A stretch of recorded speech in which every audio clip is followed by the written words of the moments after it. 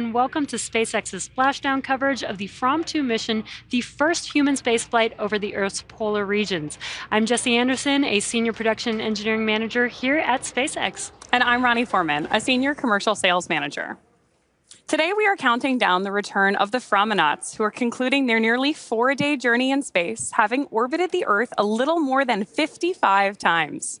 On Monday, March 31st at 9:46 p.m. Eastern Time, Falcon 9 launched the Fram2 crew, Mission Commander Chun Wang, Vehicle Commander Jannica Mikkelsen, Mission Specialist and Medical Officer Eric Phillips, and Mission Pilot Rabia Roga, to a polar orbit from Launch Complex 39A at NASA's Kennedy Space Center in Florida, flying south over Miami, Cuba, and Panama, and just west of Ecuador and Peru. Dragon, SpaceX, deorbit sequence start in 5 minutes.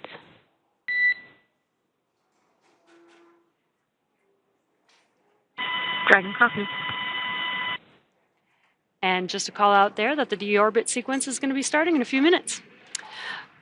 Dragon successfully separated from Falcon 9's second stage about 10 minutes after liftoff and continued on its journey, successfully making the Fram2 the first crew to orbit the Earth at 90-degree inclination. And since then, the crew has been flying over Earth in a circular orbit, passing over the poles about every 46 minutes and 40 seconds, all while conducting research to help advance long-duration space exploration and capturing amazing views from space. We really have seen some incredible views from Dragon's cameras, like this one from the vantage point looking out of the cupola from the camera inside of Dragon's nose cone.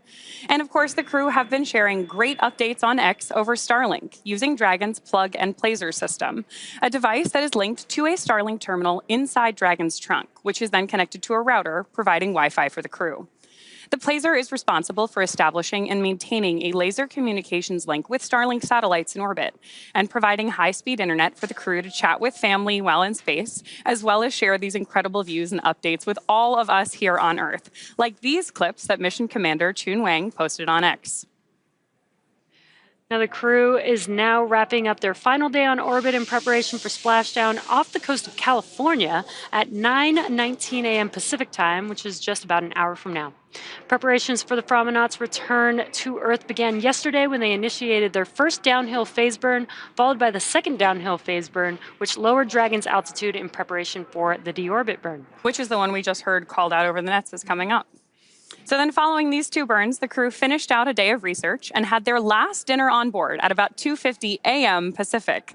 Just before 6 a.m. Pacific, the crew donned their spacesuits and made their final cabin preparations before they begin the last series of operations prior to splashdown, which of course all brings us to right now.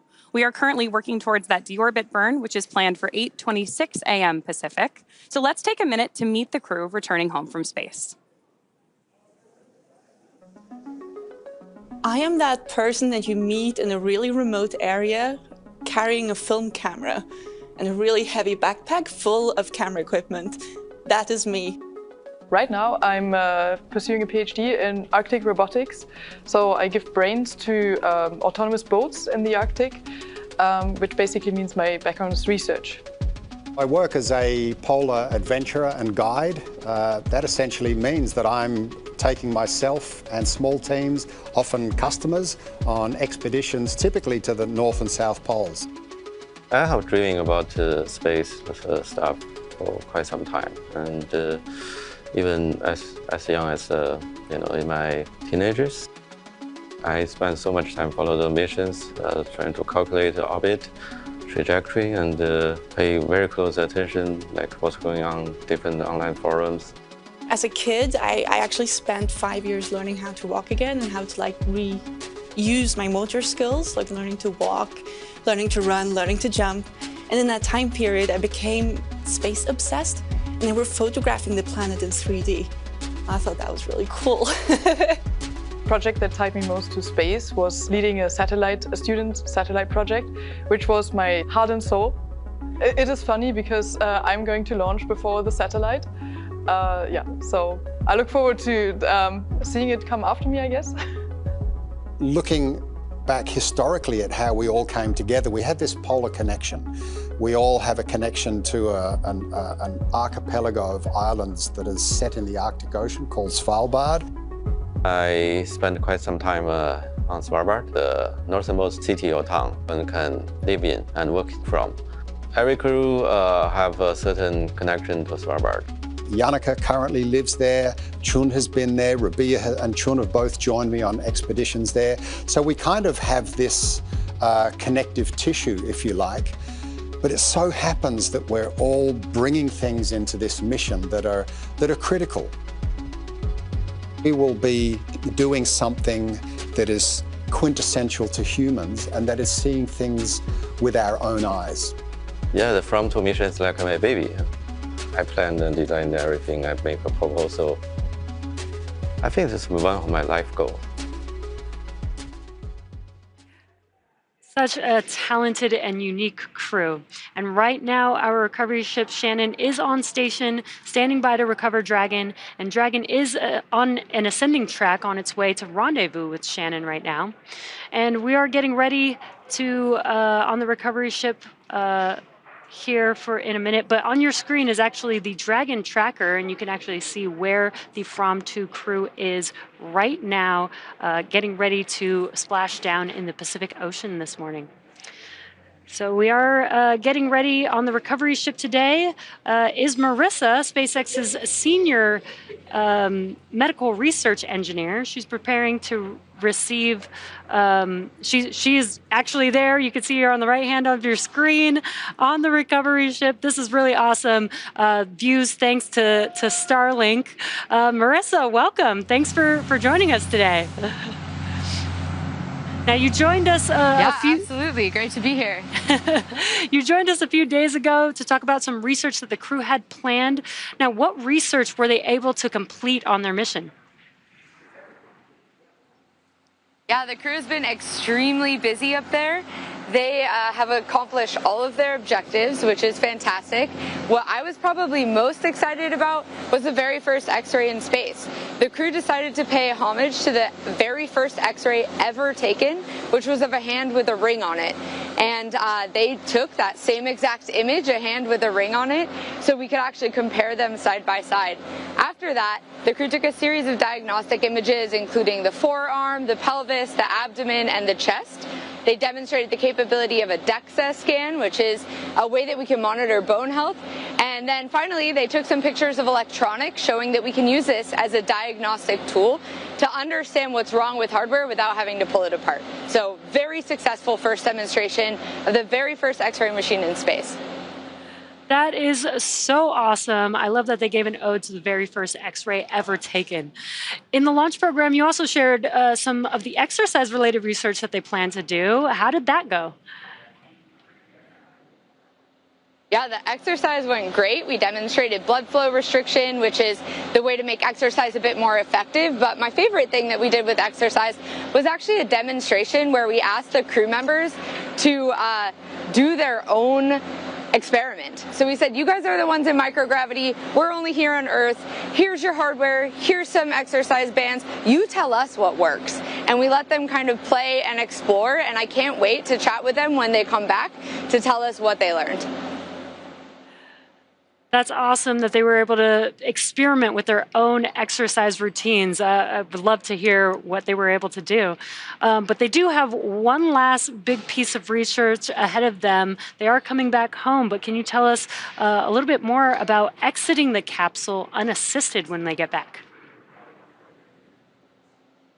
Yes, we are going to attempt an unassisted exiting of the capsule, of the Dragon, as you said. And what we expect this to look like is the crews one at a time, getting out of their seats by themselves, taking off their footrests, bending down to grab their survival gear, which weighs about 35 pounds. And when you've been in space where everything is weightless, that might be quite heavy. Get it out of the hatch, take themselves out of the hatch, and walk down the hallway to resume their nominal medical health checks. That's going to be really awesome to see, and we'll see how well the exercise helped them while they are in space for this unassisted exit. Now, once they complete egress, what's left for you, Marissa? Yeah, well, the crew is splashing down, but their mission is far from over. After we get off of the ship, we're helicoptering to shore. We have an hour of balance and coordination testing. That is critical to helping us understand how our bodies readapt to Earth's environment. Then we put them as soon as possible into a portable MRI machine so we get an image of their brain. And why this is so important to do so early is because we actually want to know what their brain looks like while they're in space.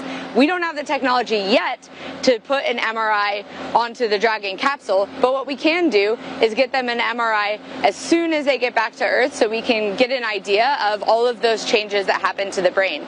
Then, finally, the crew get to sleep for the night, but then we have 2 more days jam-packed with research. We'll be transferring to Houston to NASA Johnson Space Center, where there's a really rare high-resolution bone scanner that we're going to use to see if we can detect the earliest bone loss in crews. And then we have a 9-hour research day after that. So lots more to come, and just can't wait for the crew to splash down. It sounds like you have a really exciting day and couple of days ahead of you. Thanks so much for taking the time to join us today, Marissa. Absolutely. Thank you. As we touched on earlier, Dragon has a series of steps to complete before returning our crew home. First, Dragon will slew, or maneuver itself in a very careful turn, into the correct position to do the deorbit burn here in just a few minutes. Then it will use its forward bulkhead thrusters to perform the deorbit burn, which will put Dragon on a trajectory to return to Earth to our splashdown location off the coast of California. That deorbit burn is expected to last about 16 minutes once it starts.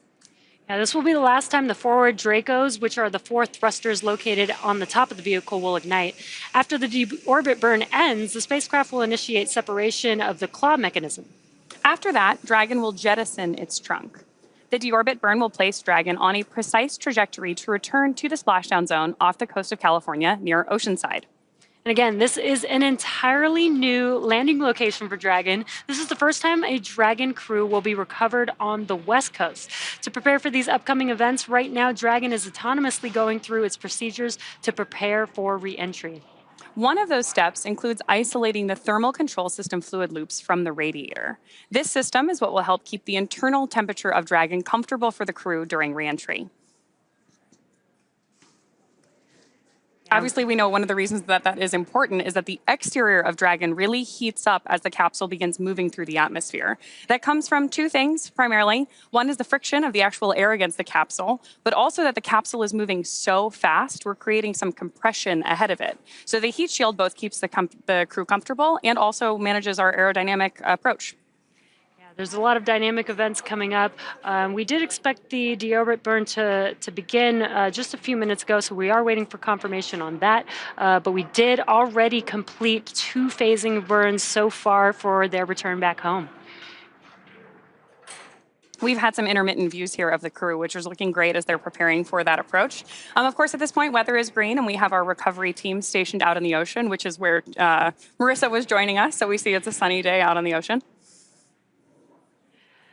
And we did get confirmation that the deorbit burn did begin. This burn is expected to last approximately 16 minutes. Dragon has not yet entered Earth's atmosphere just yet. The deorbit burn is what lines the vehicle up, enters it into the atmosphere, and puts it on that final trajectory to that new landing site in California. Right now, the crew are using their screens, which we had a view of just a couple of minutes ago, to keep tabs on that burn duration, Draco thruster firings, and trajectory details like entry angle, perigee velocity, and how much time remains until the deorbit burn termination. Dragon is flying itself, so all the crew has to do is stay strapped into their seats and keep an eye on things. And after the deorbit burn ends, the spacecraft will initiate separation of the claw mechanism, which will terminate data, power, and fluid connections between the spacecraft and the trunk. And then after that, Dragon can jettison its trunk, which is the cylindrical, unpressurized part of the spacecraft that contains the solar cells that power Dragon on its mission in low Earth orbit. The trunk is currently connected to the aft or bottom section of the Dragon spacecraft, where that heat shield is located. So in order to expose the heat shield and get the vehicle ready for atmospheric reentry, we'll jettison or kind of kick off the trunk. Claw separation and trunk separation will happen quite quickly after the deorbit burn ends, just about a minute apart from one another.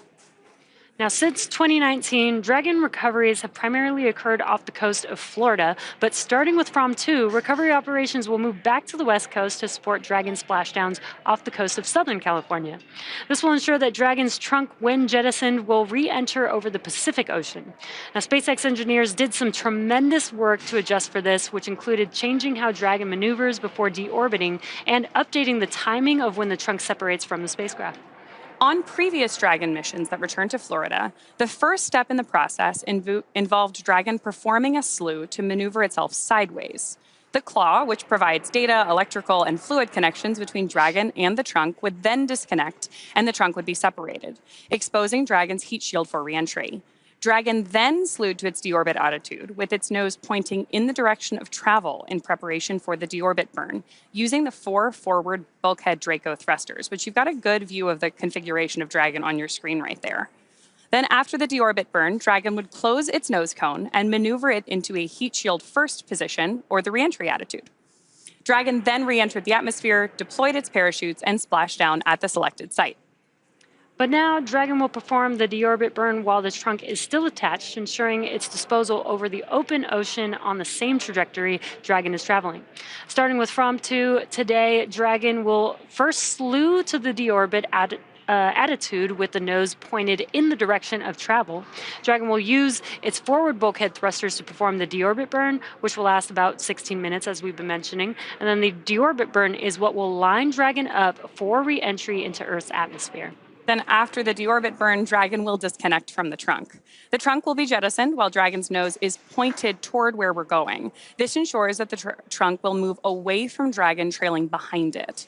And that, of course, means that the trunk will be moving slower than Dragon and won't recontact with the capsule after separation. After that, the nose cone will cover the forward bulkhead thrusters and the cupola observation window that's been giving us those great views we've been seeing on X, helping to protect the crew during re-entry. Once the nose cone is closed, Dragon will slew or maneuver to that re-entry attitude like we've described a couple of times here, heat shield first. And during re-entry, we will have an expected loss of communications with Dragon for about 6 minutes as Dragon passes back into the Earth's atmosphere. Nitrox is used to cool the cabin and the spacesuits to keep the crew comfortable during re-entry, which is the same type of breathable gas sometimes used in scuba diving. Now, we are expected to regain communication around 9:12 a.m. Pacific time, although the timing isn't exact. After we regain communication with Dragon, about 3 minutes will pass before the drogue parachutes deploy. These are the 2 smaller parachutes that are designed to stabilize Dragon and slow it down before the release of the main parachutes. Then less than a minute after the drogue parachutes deploy, we'll release the 4 main parachutes. These are the big orange and white parachutes that I'm sure you've seen on previous splashdown broadcasts that further slow down the spacecraft. Over the course of 3 minutes, the drogues and the mains work together to bring the vehicle velocity from 350 miles per hour down to just about 15 miles per hour. Yeah, very fast slowdown. Now, as we mentioned a few minutes ago, the crew is going to be heading today to near Oceanside off the coast of California.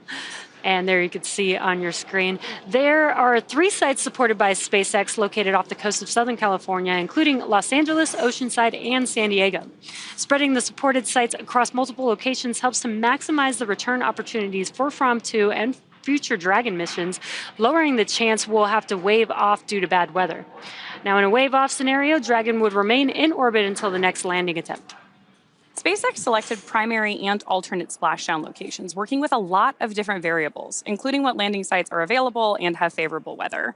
Dragon has the ability to execute a unique series of orbit-lowering maneuvers using those Draco thrusters to line up the ground track for each primary location, and then maintain the capability to change to alternate sites in free flight as weather constraints dictate. But as we've heard today, weather is green for that Oceanside landing. At certain milestones during the mission, the SpaceX team evaluates the forecasted weather conditions at the primary and alternate splashdown sites to make that go, no-go call for splashdown and recovery. For return, the teams constantly monitor weather at each site. Some of the obvious no-go conditions are rain or chance of lightning in the recovery zone, both for the safety of the crew inside the spacecraft, but also the recovery teams that are on the water. The SpaceX team also looks for wind speeds less than 15 feet per second or about 10 miles per hour and relatively calm seas so that we can safely execute recovery operations, which includes landing a helicopter on the recovery ship to fly the crew back to land, which we saw Marissa standing on. Yeah, that's awesome.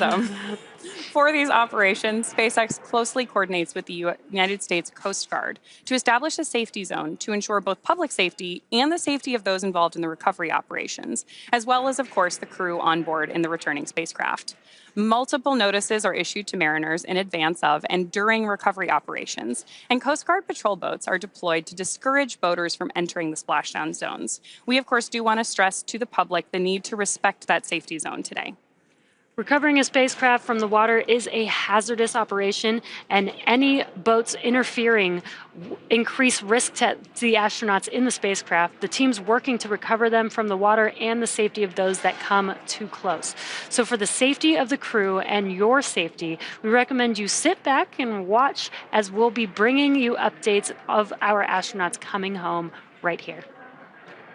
Now, when Dragon does re-enter the atmosphere, a sonic boom or a brief thunder-like noise may be heard as the spacecraft travels faster than the speed of sound. As a fast-moving object travels through the air, it pushes the air aside and creates a wave of pressure. Now, generally, the only impact to those in the surrounding area of a sonic boom is the brief noise. They're always really exciting, though, and sonic booms in spaceflight have typically been only experienced by observers on Earth when encountering vehicles designed to be reused, like SpaceX Falcon family of rockets. And when the first stage booster of a Falcon rocket returns for landing, its size and speed generate multiple sonic booms heard on the ground as a double clap of thunder. Similar sonic booms were heard during the return and landing of NASA's Space Shuttle. In each case, sonic booms mark the end of just one in a series of missions for the vehicle returning from flight. In today's case, it will announce the conclusion of our Fram2 mission, which we're very excited about, and that's coming up with about a few minutes remaining in Dragon's deorbit burn. Let's talk about some of our first Fram2 explorers achieved while in space. We heard some great stuff from Marissa already. I think the thing that's the most exciting to me, though, is that this is the first human spaceflight over the Earth's polar regions. With the exception of the Apollo lunar missions, the North and South poles have not been fully visible to astronauts in space. Yeah, it's unbelievable that we've, launched so many crew members out into space, and this is the first time that this has ever happened. So we're still making history with all these different kinds of missions, which is really cool. There's a lot of progress to be made in space, and during the mission, the crew conducted 22 different research projects. Yeah, I think one of my favorites, actually I had a couple favorites. It's hard to choose. Yeah. The first X-ray in space, one of the most common tools which is used in ERs here on Earth, help diagnose health concerns, but they can also measure bone density, non-destructive hardware imaging to see why something is broken. I think that is so cool that they did pay homage to the original, very first X-ray there. You can see the comparison on your screen. And it's amazing to think that the distance between those two images is about 130 years. Oh, wow. That is pretty incredible. And you can see the progress just in that, just in those two images. They also performed the first exercise in Dragon, which I thought was cool. Loved hearing about that, yeah. On the International Space Station, they do exercise all the time. It's really important for the astronauts in space, especially for long duration missions, to make sure that they're keeping their muscles strong as we don't have the gravity that we have here on Earth out in space. So it's really cool that they were actually able to come up with a device that helped enhance the exercise, I think that's really cool. I think the challenge of exercise in space is going to be one of our key goals here at SpaceX as we keep working to make life interplanetary.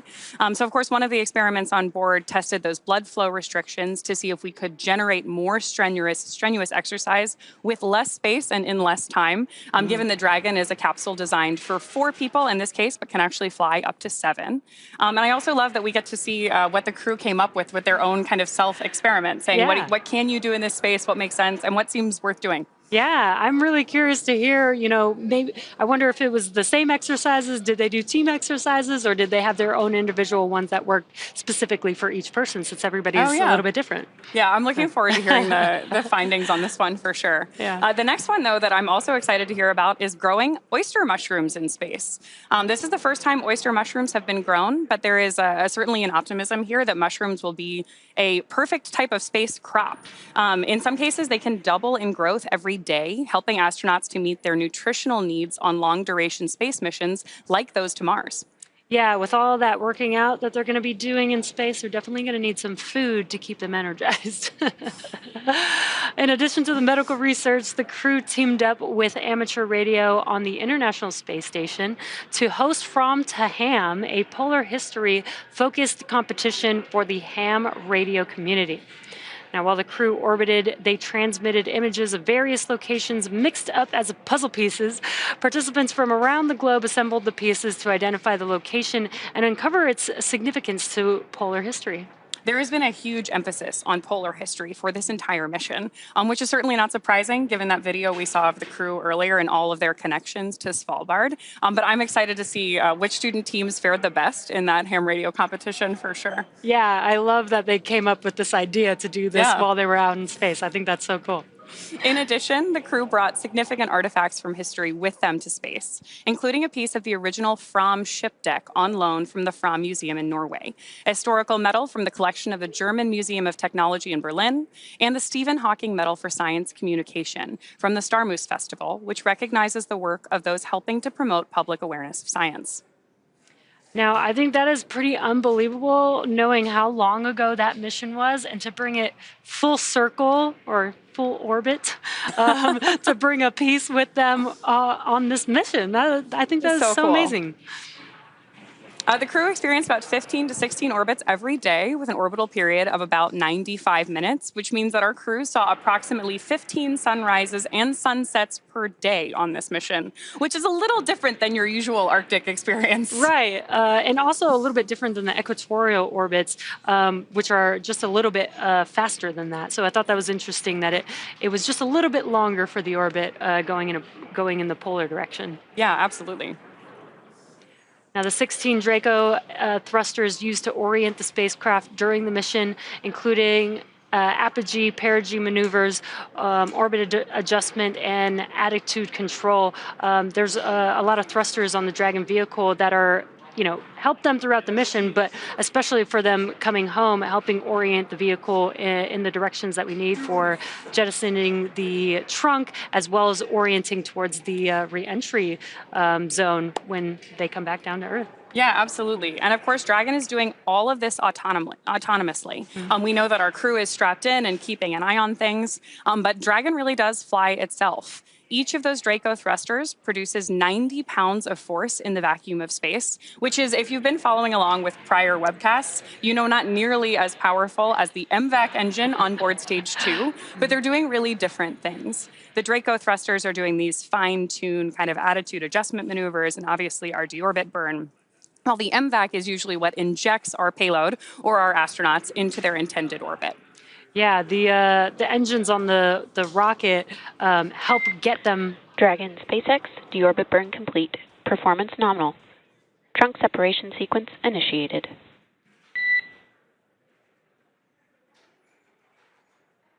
Dragon copy.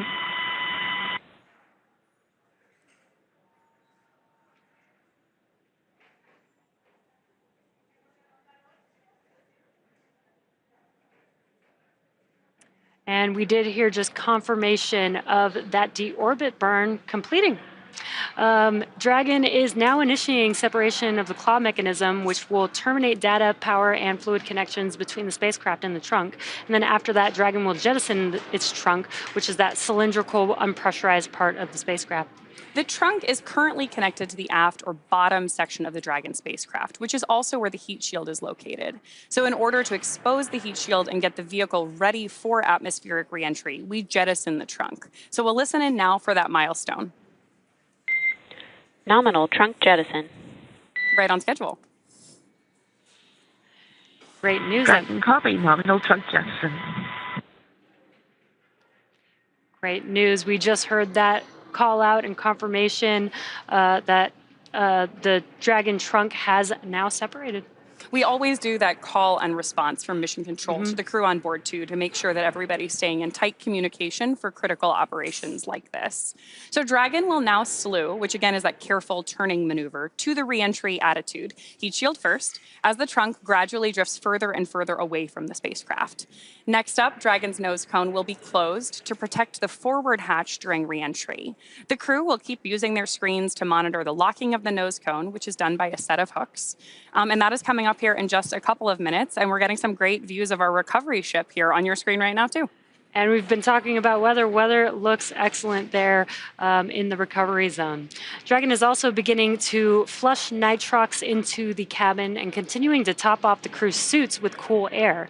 This is what will allow the cabin temperature to remain comfortable while the external temperatures reach 3,500 degrees Fahrenheit, which is pretty hot. The heat shield will now be pointing forward, leading the spacecraft to the landing site. These views are so incredible. Again, that is our recovery ship Shannon with the recovery team. They're patiently waiting for the Fram2 crew to make their way back home on Earth.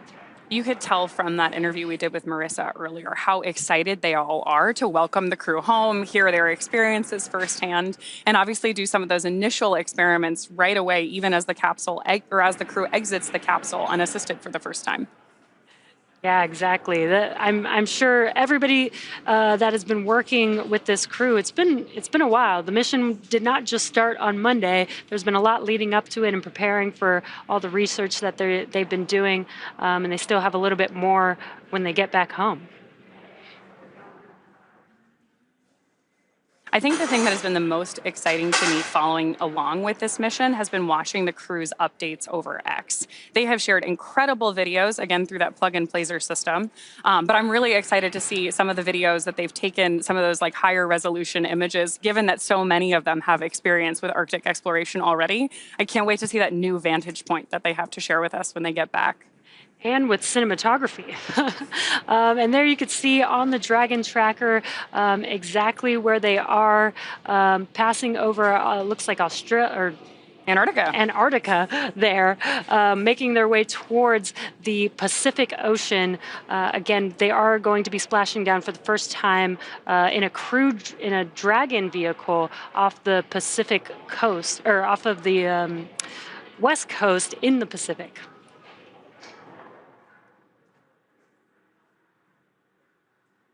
And I love that we have some daytime views, because this looks amazing. I can't wait to see what Dragon looks like when it's coming through, back through the atmosphere and landing in a beautiful morning here in Southern California.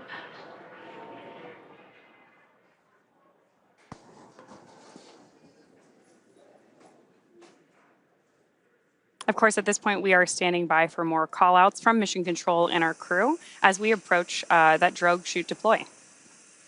And the next event that we should hear potentially a call-out for is the nose cone closing.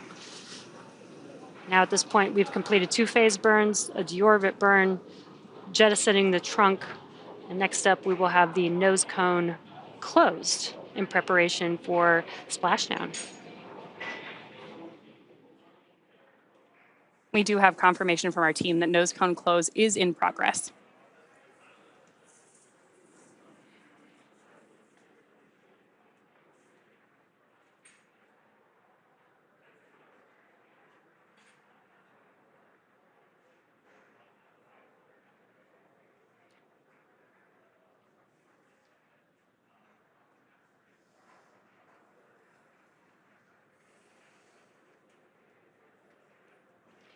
If you're just now joining us, you are tuning into the Fram2 mission, preparing for the Fram2 crew to splash down for the first time in a Dragon vehicle on the West Coast in the Pacific Ocean. So if you've seen a splashdown before, typically it's potentially in the Gulf of Mexico or on the Atlantic side of the Florida Panhandle. But today we have the Fram2 crew splashing down in the Pacific Ocean. That's the view that you got there on your screen. All of SpaceX's recovery ships have been carefully tailored to our fleet of vehicle operations. So the one on your screen has been specifically designed to recover capsules from the water. Water entry helps us in a lot of different ways as we prepare for that splashdown. And this is a ship called Shannon, which is one of our key ascent milestones for our Dragon astronauts. So it's kind of a cool toast to the way all these vehicles are working together in any given operation and all the way around the Earth. And what you're seeing on your screen is a view of Mission Control here in Hawthorne, California. We've got a crew of engineers monitoring Dragon. They've been monitoring Dragon from the beginning of their mission all the way to splashdown, and they are also patiently waiting for the crew to make their way back home. Speaking of the beginning, here in Hawthorne, California, right behind us over here is actually the first Dragon that ever orbited the Earth. So it's wild to think that we've gone all the way from the first Dragon ever to this first polar orbiting mission with the Fram2 crew today. Yeah, we've definitely come a very long way with the advancements, especially in reusability, which I think is incredible. Dragon was designed from the very beginning to carry people, even though our first mission was only a cargo mission. And it's really been interesting to see Dragon's progress, both as the first private vehicle to dock with the International Space Station, first all-civilian crew. Now, of course, we've done several other missions to the ISS, both for private customers as well as for NASA astronauts. And then our free-flyer missions like Fram2 today. Yeah, and you mentioned designed from the beginning to fly people. The Dragon that you were mentioning behind us actually does have windows on it. Yeah. The windows are a little bit different. We have increased the size so that the crew can get a very nice view. And we did get some really cool video clips of the crew looking out the window and showing us some really awesome views from their vantage point while they were in orbit. I also have a quick correction to what I said earlier. Shannon, the recovery vessel is named after Shannon Walker, not the recovery location. But it's cool. We're still connected to lots of different historical milestones within the space community. Of course, right now we are standing by for confirmation that nose cone closure is complete. That's one of our next critical milestones to protect their crew as we prepare for that full re-entry and splashdown.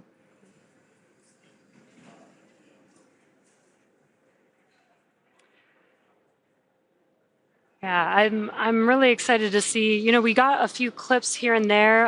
It was really cool that Chun was actually able to keep posting during his entire mission. I was definitely following along, but I'm really excited to see all of the video that they were able to take of the research that they were doing. Right. Hopefully they were able to document all of that. We also got confirmation that the nose cone... Dragon SpaceX, nose cone secured for entry.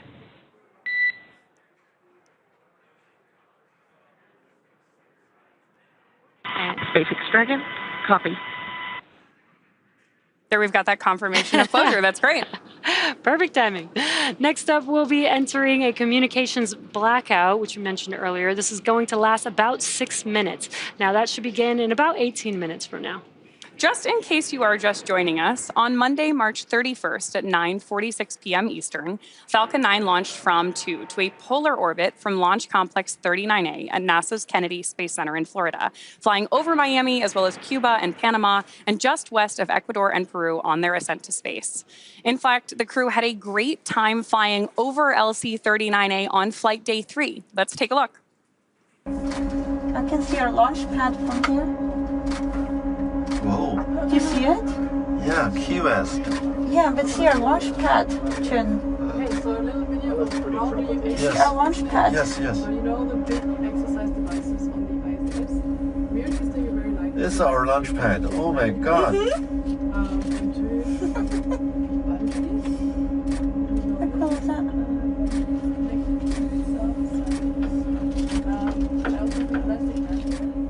So cool, and it was really cool to hear the reactions in real time in that video. Dragon successfully separated from... Dragon SpaceX for entry sequence. Report when ready to copy.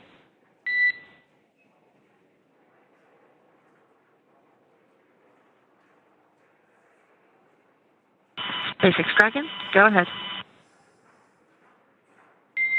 Okay, Yannicka, I've got a COM blackout start time of 1606, COM blackout end time of 16 13. How copy?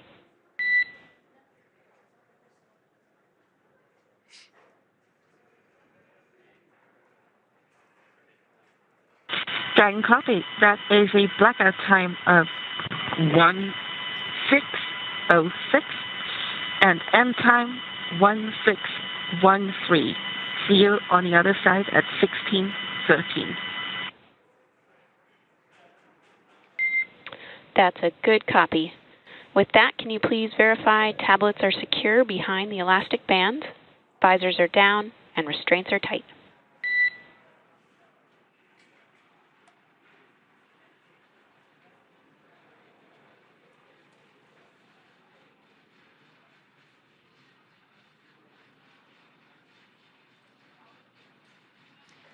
Now, we just heard that call out that we are expecting to have that blackout period that's going to last about 6 minutes at 9:06 p.m. Pacific time. And so we should expect confirmation of communication again around 9:12, 9:13 a.m. Pacific time. And the crew is preparing for that blackout period. The Corps did mention, put your visors down, make sure you're buckled in. Yeah. Get ready to come home. Yeah, exactly.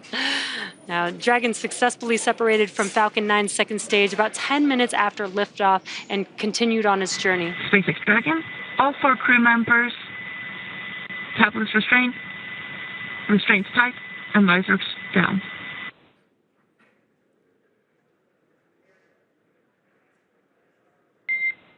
SpaceX copies.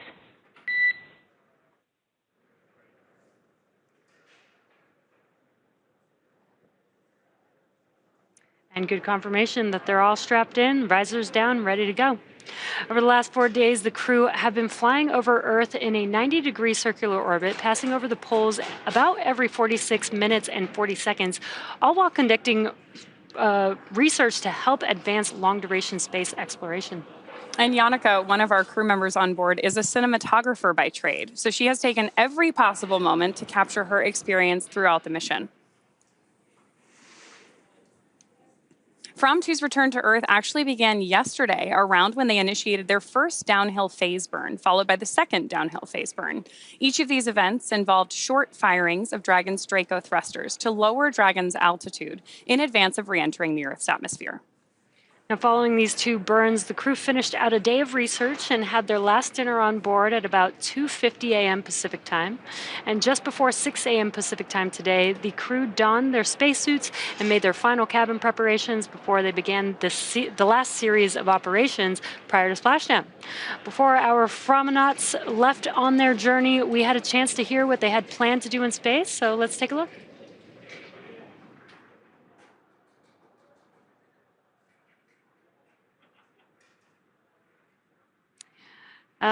And actually, sounds like we don't have views of that, but we did hear all about the stuff from Marissa of all the research that they were able to do throughout their mission. Yeah, a lot of historic firsts on this one. We heard about the first X-ray taken in space, first oyster mushrooms grown in space, crew-driven experimentation with exercise on board Dragon for the first time. Yeah. And of course, again, this is the first polar orbiting mission and our first return to a California landing site. So lots of progress being made on each of these missions. Every day we're learning something new, which is pretty cool. Yeah, you mentioned a lot of firsts. After Dragon has re-entered the Earth's atmosphere, a series of parachutes will deploy, and that'll slow down the spacecraft's final descent.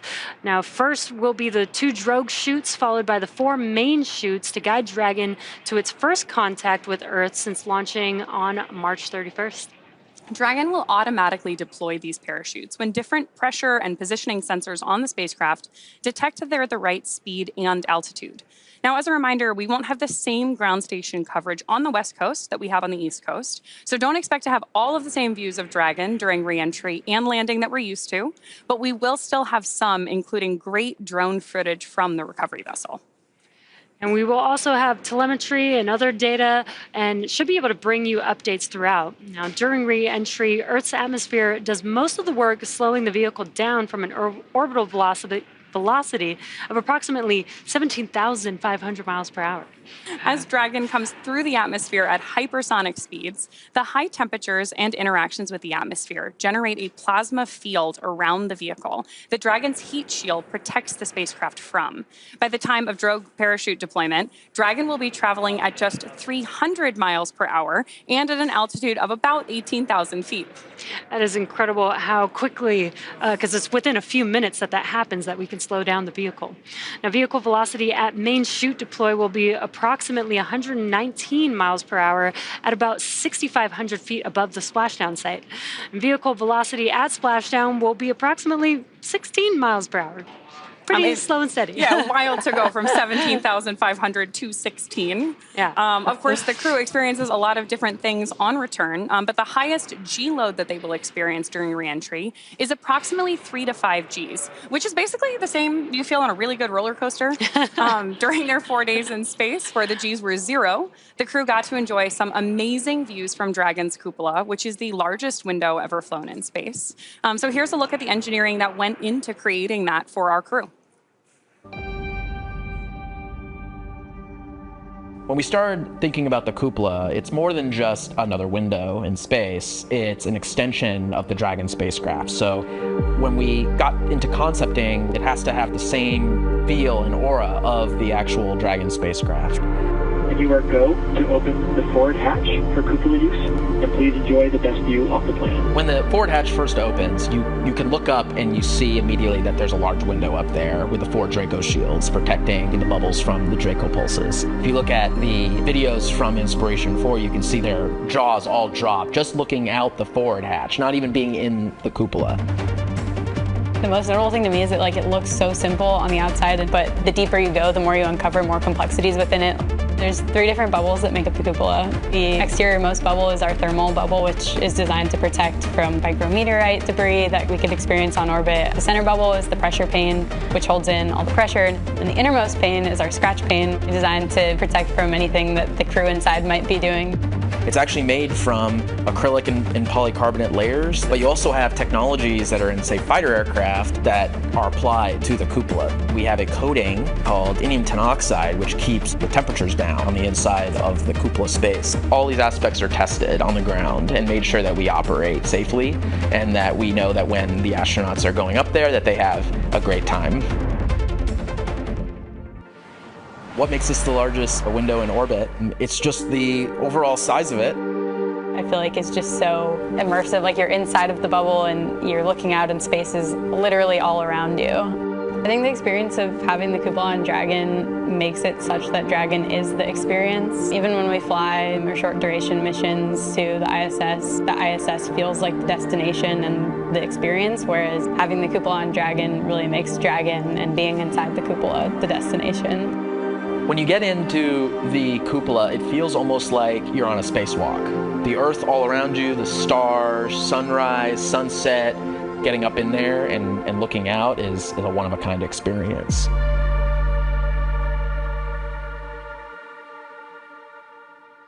Dragon's primary heat shield is comprised of Pika 3.0, which stands for Phenolic Impregnated Carbon Ablator. First generation Pika was first developed by NASA for studying and sampling comets within our solar system. SpaceX then partnered with NASA to develop Pika X, which was the second-gen product used on all Dragon 1 CRS missions that successfully resupplied the space station on 20 different flights. Pika 3.0 was developed specifically for use on Dragon 2 crew and cargo, with enhanced structural and thermal properties that optimized the heat shield and drove down both cost and mass. The remainder of the Dragon spacecraft is composed primarily of a SpaceX proprietary ablative material. It's another class of thermal protection, which is lighter weight versus Pika and protects the underlying composite structure during reentry to ensure structural capabilities are maintained.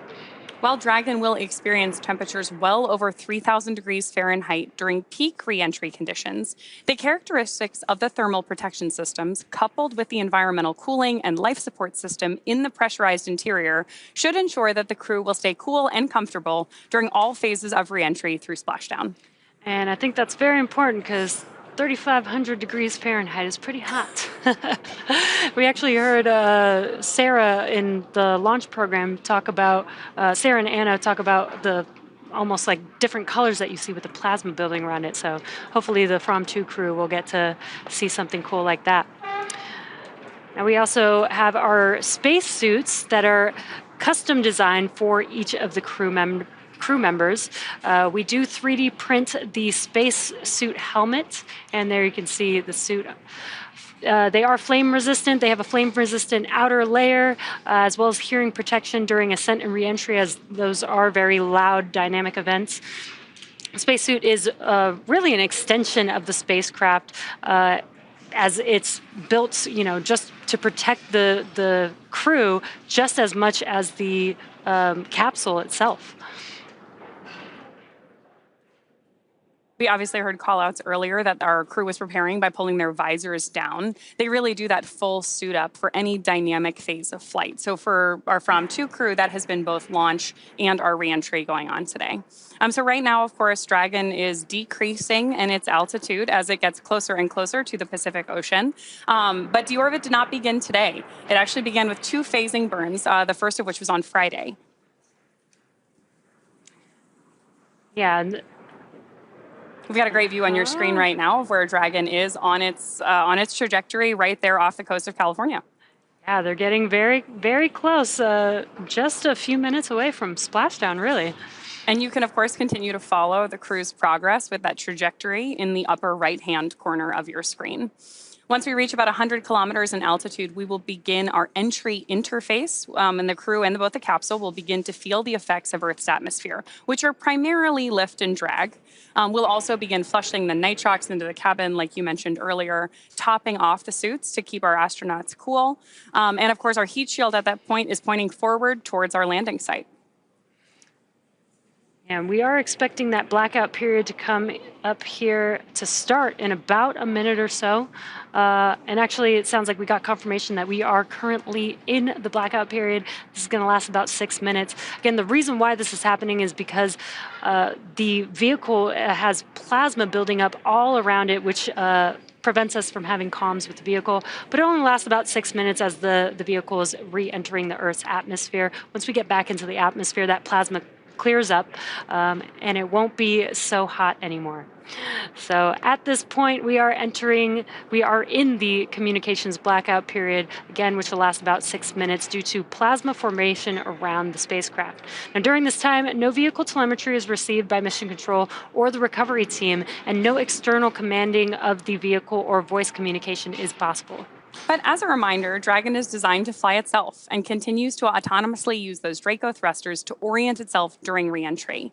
During reentry, the vehicle will be slowing down from an orbital velocity, which is roughly 17,500 miles per hour, all the way down to our target splashdown velocity, which is about 15 miles per hour. The top temperature Dragon is experiencing upon reentry happens during this plasma phase, and it is nearly 3,500 degrees Fahrenheit. Our Fram2 astronauts returning home are Mission Commander Chun Wang, Vehicle Commander Jannica Mikkelsen, Mission Specialist and Medical Officer Eric Phillips, and Mission Pilot Rabia Roga.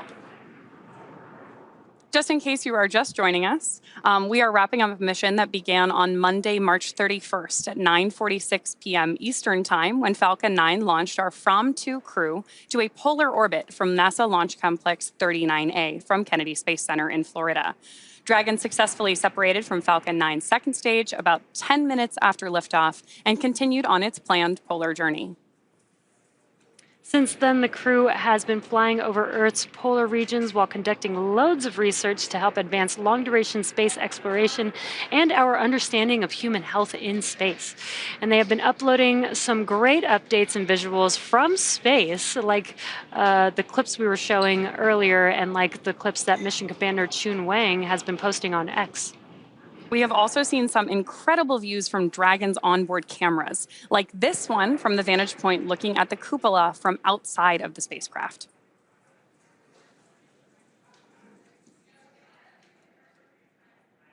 That is So incredible that they have that cupola and the space hair. I love it. You can tell they've really been enjoying their time together up in microgravity, getting these great images here that they took of their launch site from up in space. Yeah, that cupola view really allows all four of them to be able to see, out the window at all times. Which is particularly exciting for this mission because, again, this is the first crewed polar mission, which means these Fram2 astronauts are the first astronauts since the Apollo missions to be able to see the poles of the Earth from space. And the crew just having fun in microgravity there, taking a lot of photos and videos. This is a view from the cupola. You could see the nose cone in that view. And some nighttime views. Even at night, you get to see the Earth with all the lights that we have on Earth. These are just incredible views. And obviously, everything the crew has been sharing while they've been up in space, they've done through Starlink.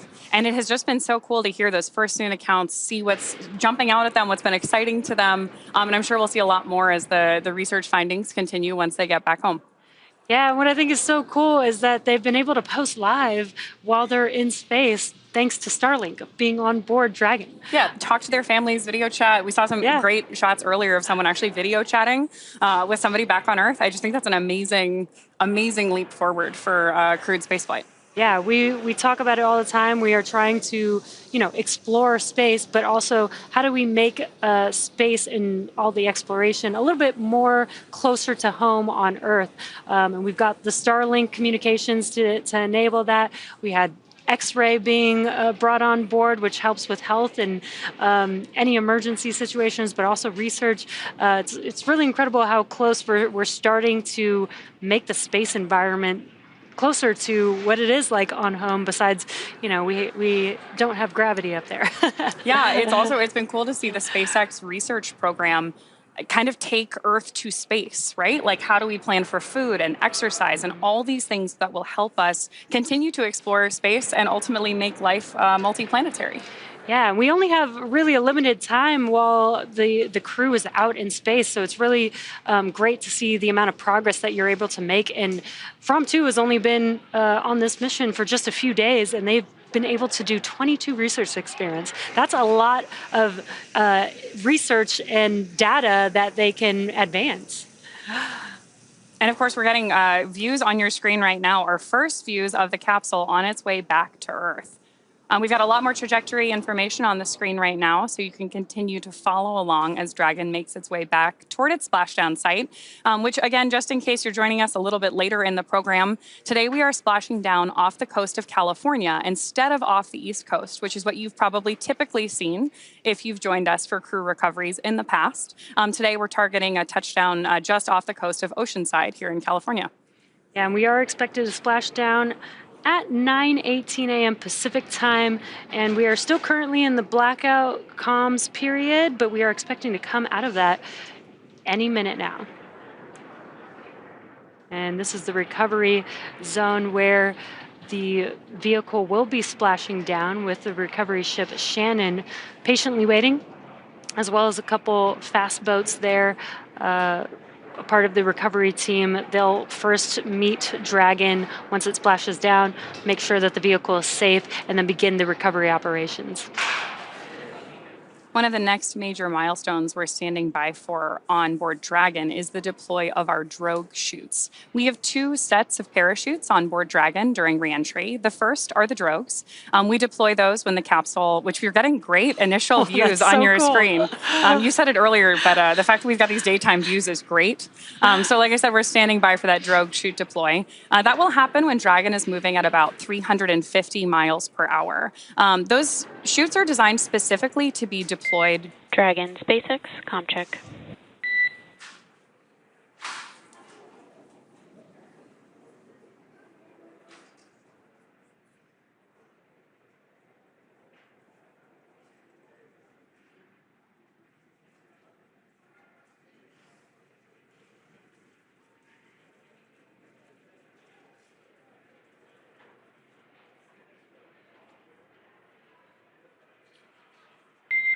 Dragon, SpaceX, comm check. SpaceX Dragon, we have you loud and clear. Have me. We have you the same. We see a healthy flight computer. Expect automated chute deployment. Dragon, copy. A GPS has converged. Expect nominal altitude for drogue chute deploy. Dragon, copy. Awesome. As you heard there, we have confirmation that we have come out of the blackout period and established comms back with the Fram2 crew as they're making their way back down to Earth, and we are expecting those drogue parachutes to deploy here. Sounds like it's on time and at the expected altitude in just about a minute or so. Yeah, which is all great news. We heard a lot of good confirmation from Mission Control back to Dragon. So again, those drogue chutes are special in that they are smaller and lighter than our main. Brace for drogues. Good. Copy. Brace for drogues. You can see on your screen that the seats are rotating in preparation for splashdown, and the crew is bracing for the drogue parachutes. They're going to feel maybe a little bit of a jolt as the vehicle is going to slow down very quickly. And this is such an incredible view that we're seeing of Dragon because of the daytime views that we're getting here. This looks amazing.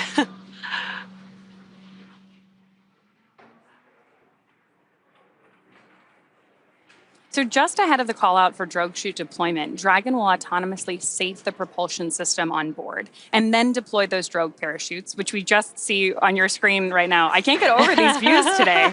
And of course right now... Visual on 2 healthy drogues. Good news there from Mission Control. Copy. We see the same. 2 healthy drogues. And good response from our crew. This is a view on board Dragon, looking at the drogues. SpaceX Dragon, crew brace for mains. Copy. Brace for mains. We are expecting the main parachutes to deploy here in under a minute or so.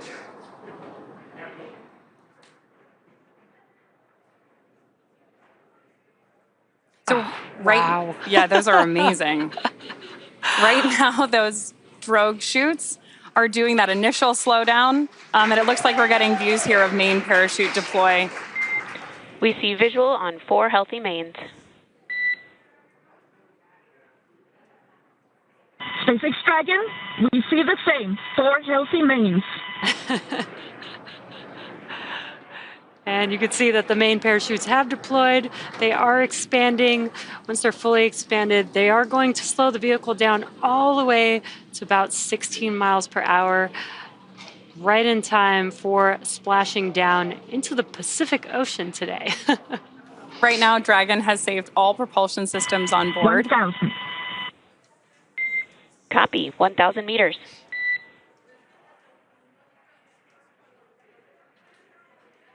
Dragon right now is also terminating the nitrox suit and cabin purges and is beginning to increase pressure in preparation for landing. And additionally, the mission control team here in Hawthorne is reporting the precise landing coordinates to the recovery team so that they know exactly where... 800. Where the... Copy. 800. Exactly where they're expected to touch down. And you are hearing those call-outs. We are confirming the altitude as the vehicle makes its way back down to Earth.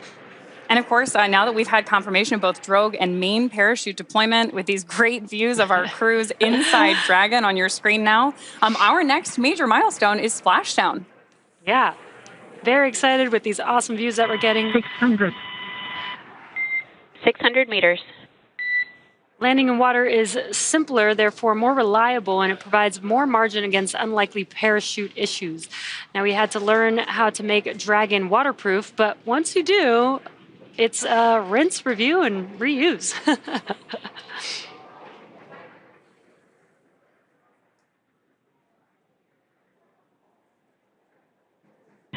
400. Copy. 400. If you're just now joining us, Crew racing for splashdown. you are watching the Fram2 crew make their way back down to Earth, and amazing daytime views. I love that we got the opportunity to do this. You could see Dragon and 200. Copy 200 meters and braced for splashdown. inside of that Dragon capsule are the 4 Fram2 crew members about to splash down here in just a few seconds.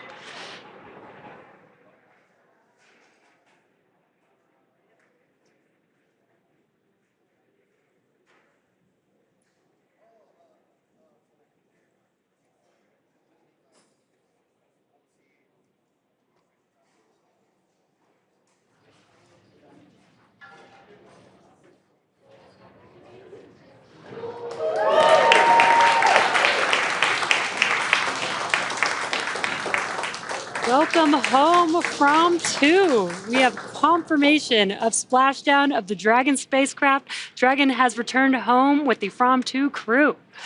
The SpaceX recovery ship and team have been waiting for Dragon splashdown, and they will now start making their way to the splashdown location. Our teams have been ready and waiting for this return about 3 nautical miles away. So it's going to take them about 30 minutes to make their way to Dragon. That was incredible. Dragon, stable 1. Copy stable 1. We see main chutes cut. On behalf of SpaceX, welcome home.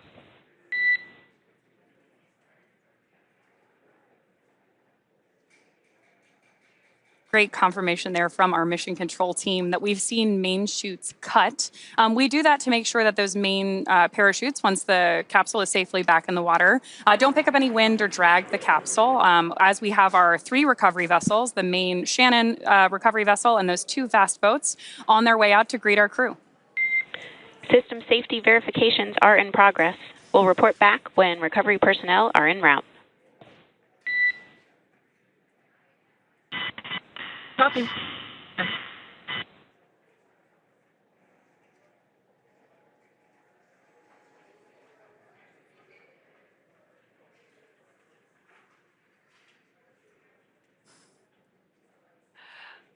Pretty up-close view of the Dragon spacecraft. The Fram2 crew still inside.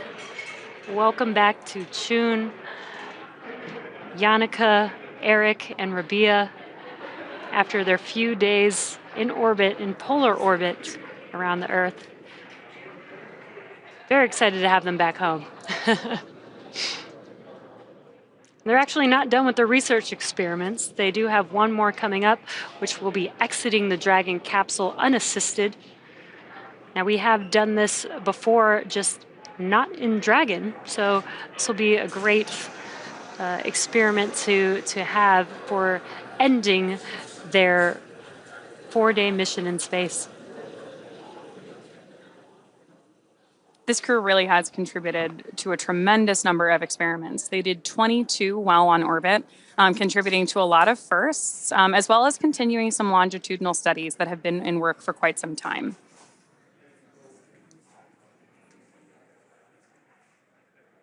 The most notable of these was a glucose monitoring experiment, which will help us better understand how glucose performs in the body on both short and long duration space flights. Now we're currently just waiting for the 2 fast boats as they're making their way to approach the vehicle. They are going to pick up those main parachutes out of the water and then approach the vehicle, ensure that the vehicle is safe. There's no hazardous gases around the Dragon capsule, and then they'll begin starting their rigging operations to be able to pull the Dragon capsule up out of the water onto the recovery vessel.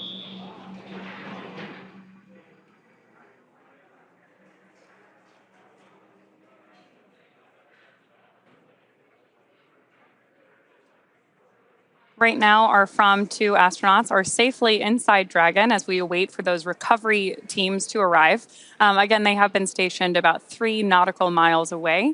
And then during our final descent, our team was locking in on the precise GPS coordinates of Dragon on landing to communicate that to those recovery teams.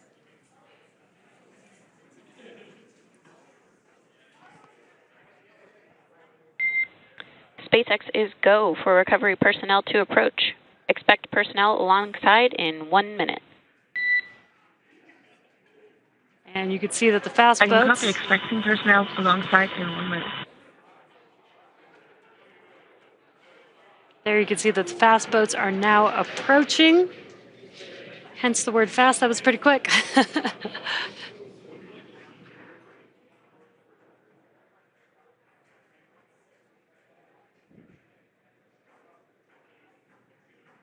What a view. We are in the Pacific Ocean. This is the first time Dragon has splashed down off the west coast.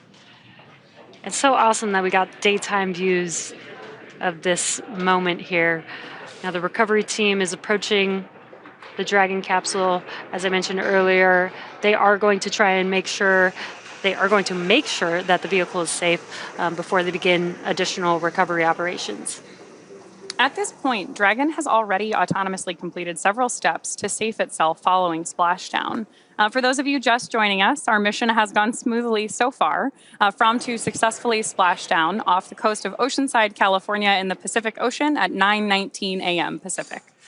Dragon successfully re-entered the Earth's atmosphere, followed by deployment of its parachutes to slow the spacecraft down to a gentle splashdown. And again, we're now awaiting Dragon's recovery. Great views from this drone that's overseeing recovery operations at the moment. Upon detection of landing, Dragon automatically releases those main parachutes to prevent the wind from pulling the spacecraft. Dragon then automatically safes any pyrotechnics still present on board the vehicle and may automatically perform additional minor system reconfigurations.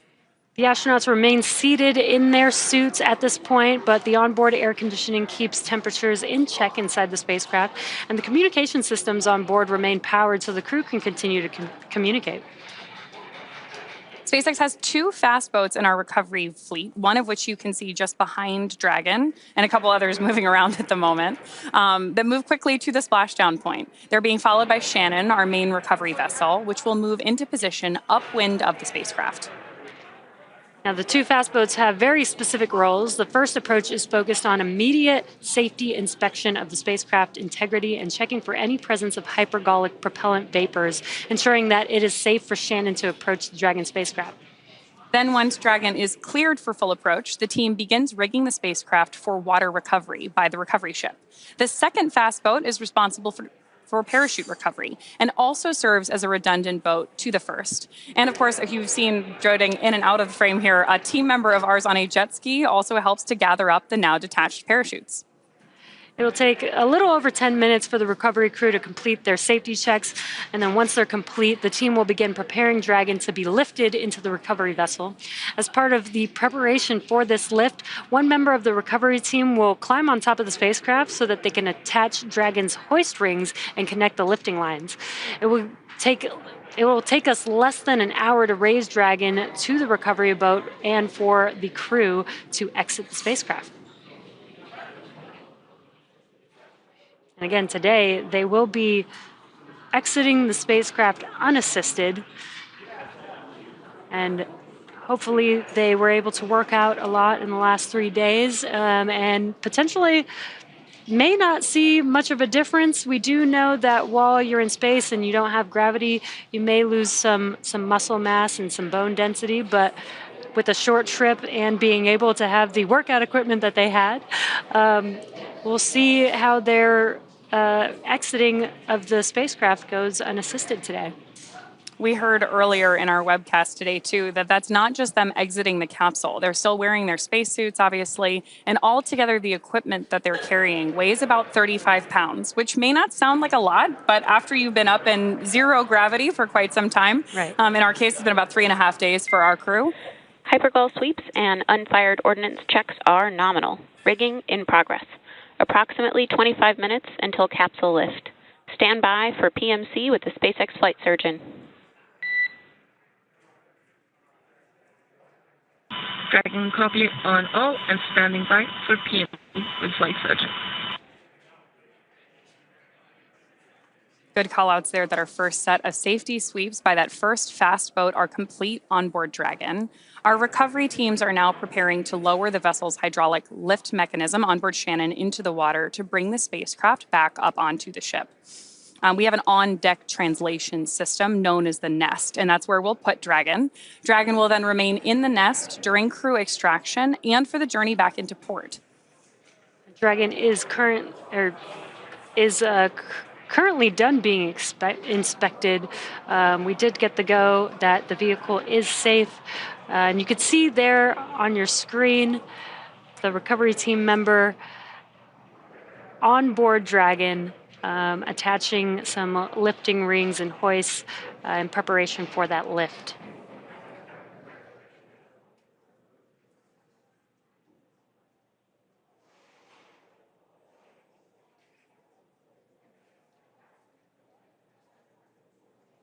We're getting some great images of it here, but recovery is really a very dynamic set of operations with a lot of teams moving closely coordinated to make sure that we can get those astronauts and capsule The safe. next call will be from the flight surgeon on Dragon and Ground Private.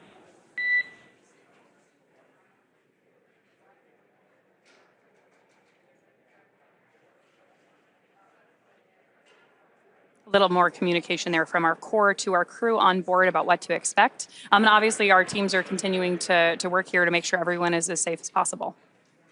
And you heard that call out that they're going to be talking on a private net. That's because they're performing medical checks with the crew to see how they're doing, how they're feeling, make sure that they're feeling okay after, again, that was a lot of dynamic events that were happening that they experienced coming back through the Earth's atmosphere. So just want to make sure that the crew is feeling okay and checking in with them. Right now we have images on your screen of that first fast boat beginning to connect some of the lift rigging to the top of the Dragon capsule.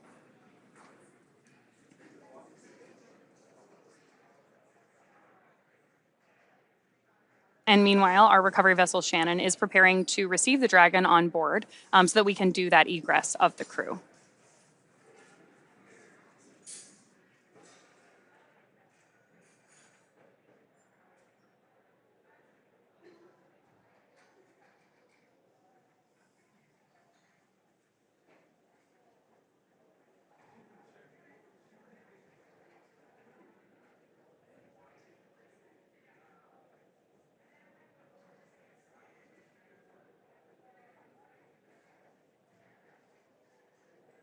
Once again, if you're just now joining us, you are tuned in to the Splashdown program as Fram2 has made their way back down to Earth.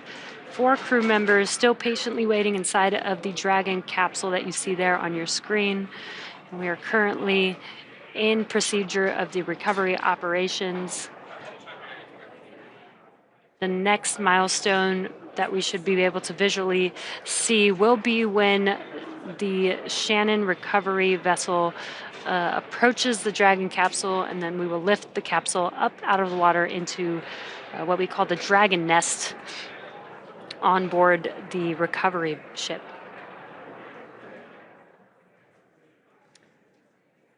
And as a reminder, we typically have previously splashed down in the Gulf and off the coast of Florida. But today, we splashed down off the west coast in the Pacific Ocean for the very first time in Dragon.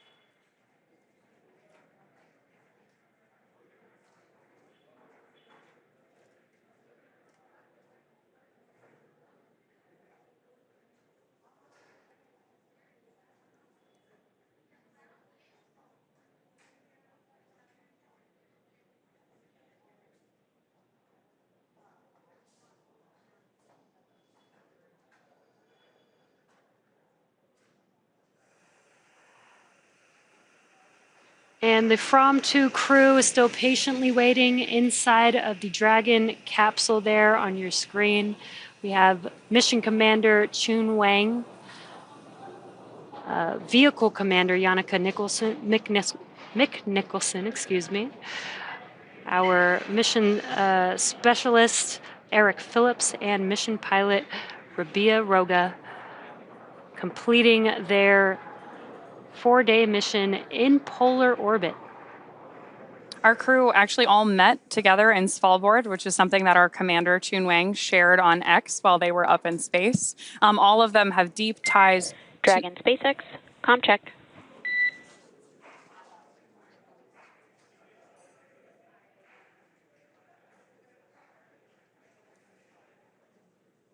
SpaceX Dragon, repeat. Comm check. SpaceX Dragon, we have you loud and clear.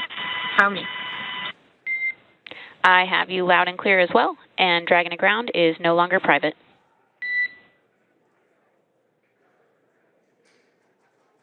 Dragon copy. Some additional communication there between our crew and mission control here in Hawthorne, California. Again, all of the polar explorers on board today have deep ties to the Arctic. That's where this crew met and kind of dreamt up this mission. And now we are currently waiting for their exit from the capsule, returning as the first polar explorers from space.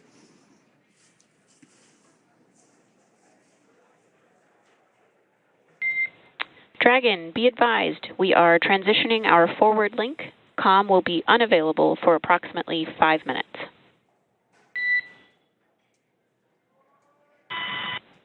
Dragon copy is on comm available for approximately 5 minutes.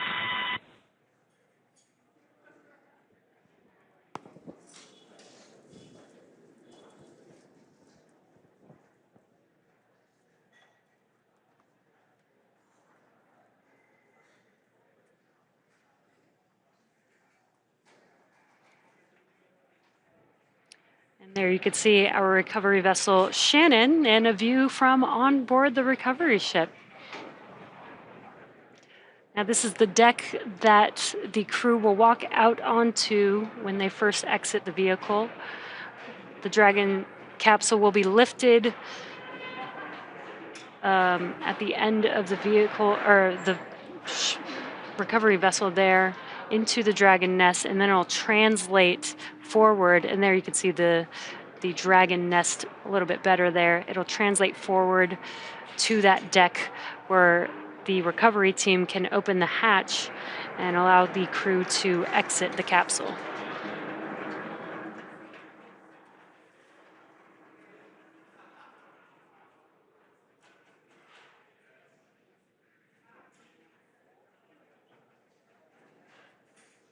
We mentioned it earlier, but that circular fixture that you see at the aft end of the recovery vessel, which is at the top of your screen, is what we're referring to as the Dragon nest. That's what we'll place Dragon into, both for crew exiting or egressing the capsule, and for transition of the spacecraft all the way back to port. That's where it will stay nested until we're ready to take it off. And obviously then we bring those capsules back and prep them for future reflight, as we do with most of our vehicles here at SpaceX.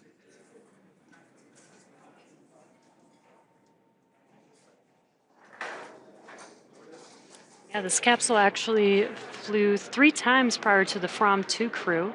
It supported the Crew 1 mission a few years ago, which is wild to think in the past few years that we've had so many crew missions, and now today concluding a fully commercial civilian mission. Our second, actually. Our first was onboard Inspiration 4. We've had several different free-flying missions since then. Obviously, Polaris Dawn last year, Fram2 today. But lots of different use cases for Dragon. We see it transport NASA astronauts. Dragon SpaceX, comm check. SpaceX Dragon, we have you loud and clear. Tell me. Copy. I have you loud and clear as well. We have completed our forward link transition. Dragon, copy. good confirmation there that we're continuing that communications between Mission Control and Fram2 on board. And again, we were just talking about the many different use cases for Dragon, whether it's flying NASA crew members to the International Space Station, these private first-of-their-kind free flyer missions, or taking cargo up to the ISS as well. Yeah, it's really cool to see kind of how this Dragon capsule has expanded through each one of the missions. Its first launch being with Crew 1 had the docking adapter on that with the ISS, and then the second flight was actually Inspiration 4 with the cupola. The third flight with Polaris Dawn with the Skywalker hardware, and then back to Fram 2 with the cupola again, with some of the coolest views. So. And again, that cupola is the large domed window on the top side of Dragon. We've had it covered in the shots that we've seen of Dragon because we closed the nose cone prior to reentry. But that cupola is the largest window ever flown in space, which has enabled a lot of these great views for our crew and photos and videos that they've been sharing with us. Yeah, and I can't wait to see more. I know that they've been taking some really awesome video and cinematography with the experience of especially Yannicka on board. And a great view there. Dragon getting very close to being lifted onto our recovery vessel Shannon in the Pacific Ocean today.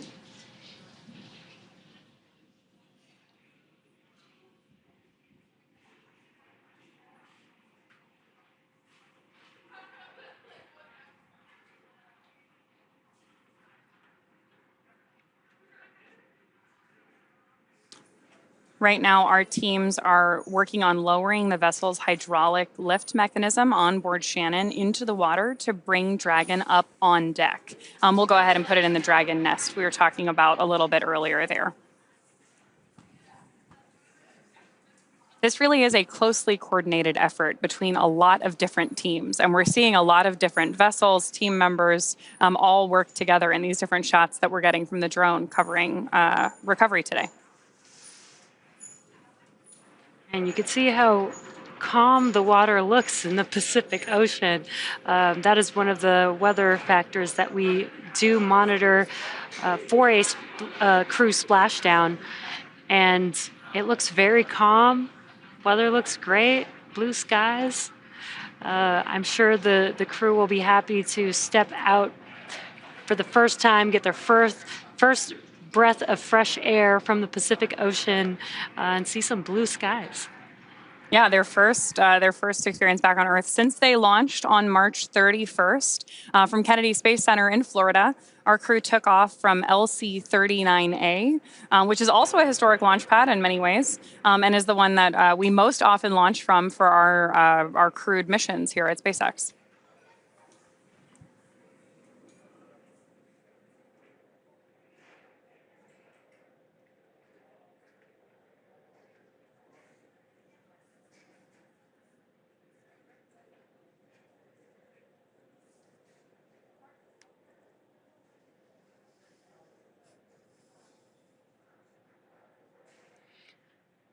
And we've mentioned this before, but as you can see on the recovery vessel, there is a helicopter pad there. And that was what Marissa was standing on when we were talking with her earlier through Starlink. But the crew will be lifted on to the ship on the capsule.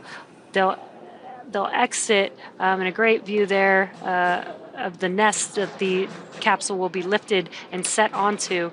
And once they complete some medical checks, they will actually get on a helicopter that will land on that helicopter pad on top of the ship and take them back to land a little bit faster than being on the ship. Dragon SpaceX, rigging complete, approximately 5 minutes until capsule lift. Dragon copy, 5 minutes until capsule lift. Request to bring cameras back on board.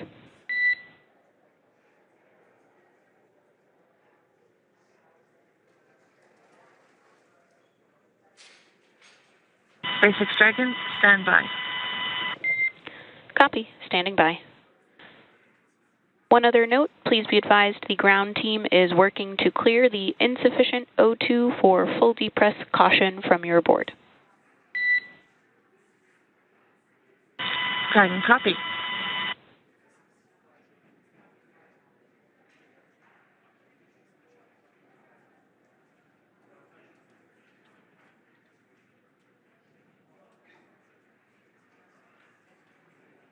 You may have heard those comms there, but we're getting very close to Dragon being lifted out of the water with that hydraulic lift system there.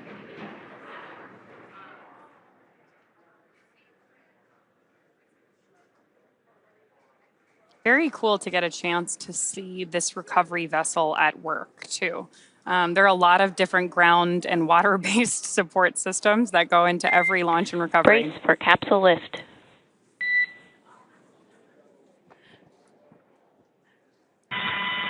Dragon copy, brace for capsule lift. We also saw our iconic team member jump into the water.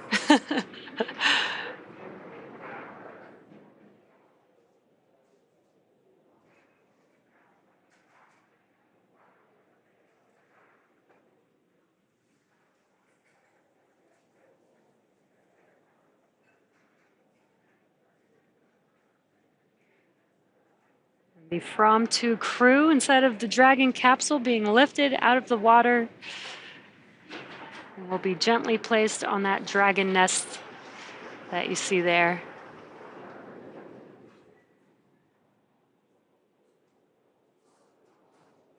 These views are awesome. This is so cool.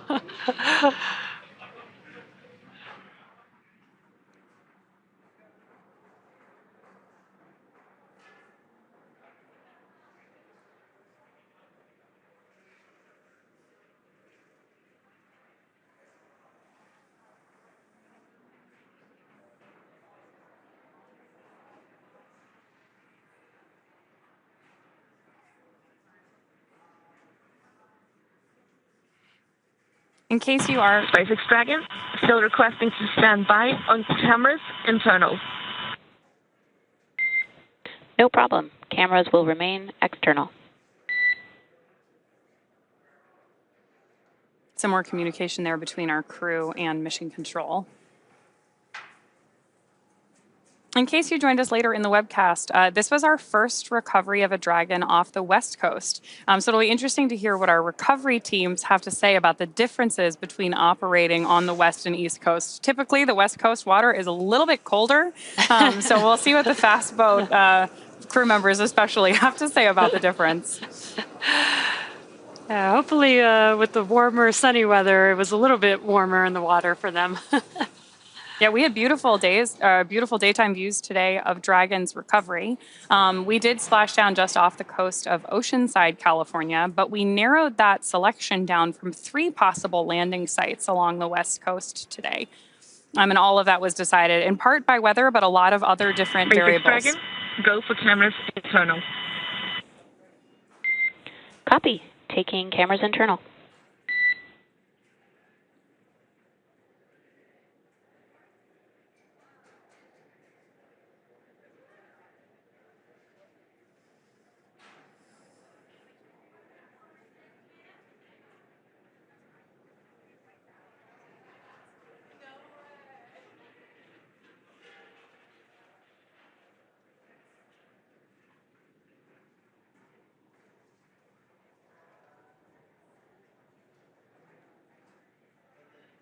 The Fram2 crew is still inside of the Dragon capsule, still patiently waiting in their seats.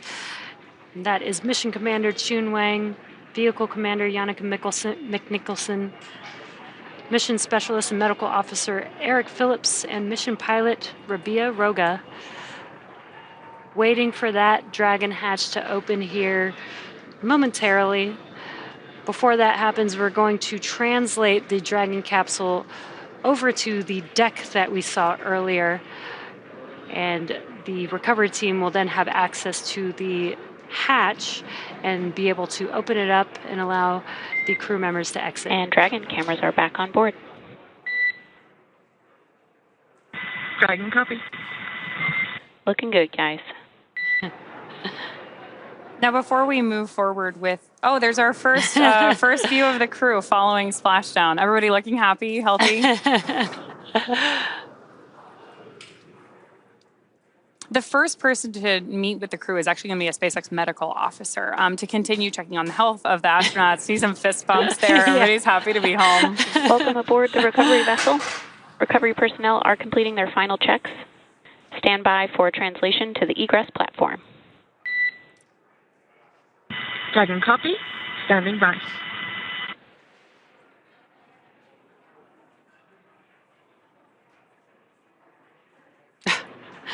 That's so awesome to see them so connected with each other and excited, holding hands as they, are completing the final steps of their mission, which is not quite over yet. Exiting the capsule is a part of their research. So they've got one more step to go before this mission is complete.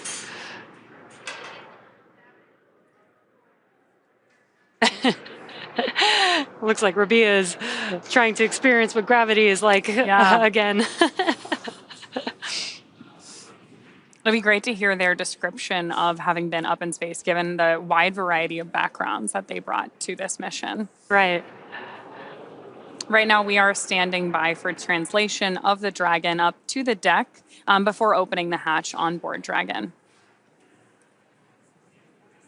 Before opening the hatch, the spacecraft's cabin pressure needs to be equalized with the outside environment, so we may hear some chatter about that as well. Once the hatch is opened, we mentioned it earlier, but that will be our crew's first breath of fresh air since boarding Falcon 9 at the start of their mission on March 31st. The astronauts will egress from Dragon's side hatch, pending spacecraft orientation or translation to the deck on the recovery vessel. Some more views on the left-hand side of your screen of our recovery teams interacting with the capsule, getting everything ready for that translation movement. And on the right-hand side, of course, we have the smiling faces of our Fram2s.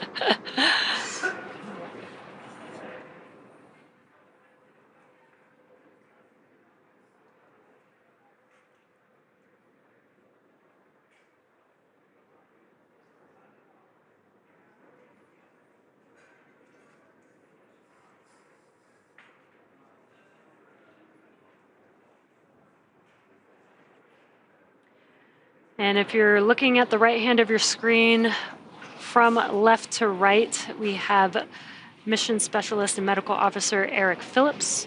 And then in the seat, maybe a little bit tired from the mission. In the seat next to him is the pilot, Rabia Roga. And then Vehicle Commander, Yannicka McNicholson. And Mission Commander, Chun Wang. All patiently waiting for the Dragon capsule to translate to the deck, that Dragon hatch to open and take their first breath of fresh air back on Earth in a few days.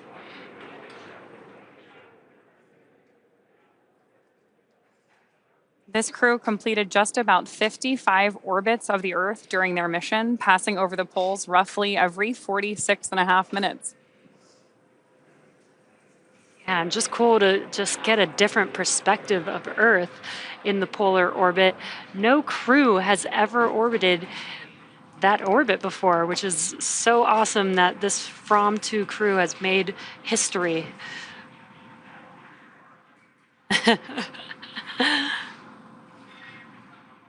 And selfies.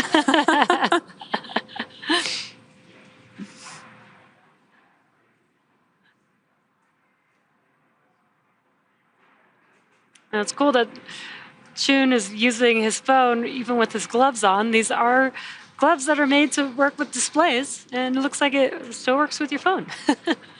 I'm excited to see that picture. Yeah, I know.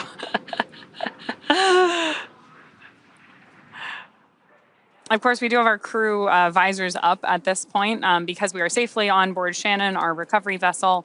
But the space suits really are an extension of the Dragon capsule. So our crew dons them both for ascent and descent and any dynamic phases of flight on board Dragon. So we're getting these great views inside here. It looks like maybe another selfie is happening, which is great. And now that visors are up, we've got great views of all of our crew faces, smiling here, happy to be home. And looks like everybody's doing really well. Yeah. You know, with a mission like this, you definitely have to document every moment.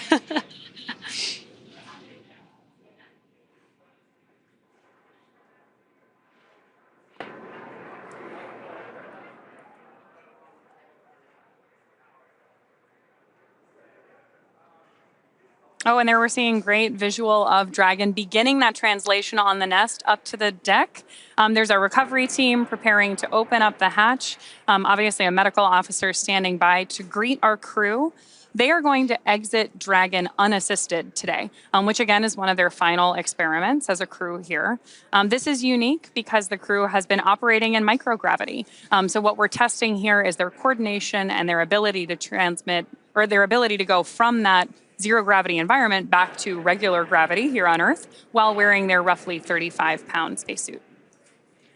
Right, and the reason why we're doing this type of experiment is because when we go and explore places like the moon and Mars, you might not have a recovery crew there waiting for you to help assist you. So learning and understanding, what happens to your body while you've been out in space for a while, and trying to understand, what may or may not be needed to be able to exit a spacecraft unassisted is extremely important for those type of missions in the future.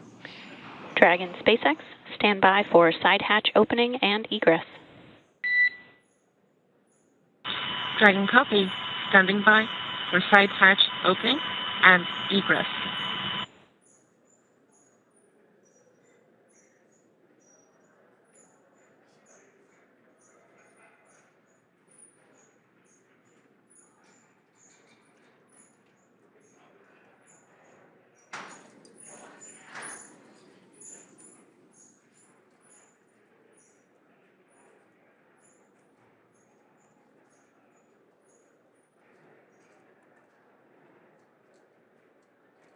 Right now, we're just standing by for that hatch opening so that our crew can exit, which you're hearing us use the word egress. So egress the capsule and get underway with medical checks and following up with additional research, of course, seeing their families.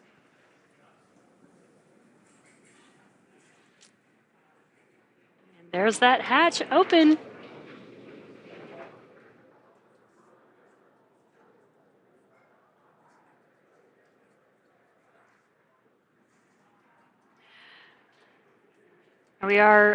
What you can see there is we are putting a protective frame around the hatch for when they exit. This is important to make sure that we don't damage the suits or the vehicle as they exit the capsule.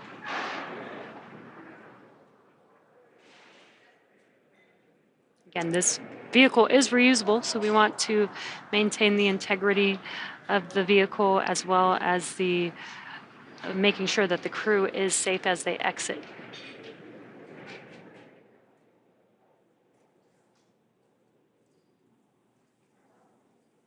And that specifically covers the seal of the hatch. That sealing surface is extremely important. As we've been mentioning, that hatch has been closed since Monday, since before they lifted off out into space, and this is the first time it's been reopened since then. This was this capsule's 4th launch and splashdown. So to your point about keeping an eye on making sure everything stays ready for recovery and reuse, we're looking forward to flying this Dragon again.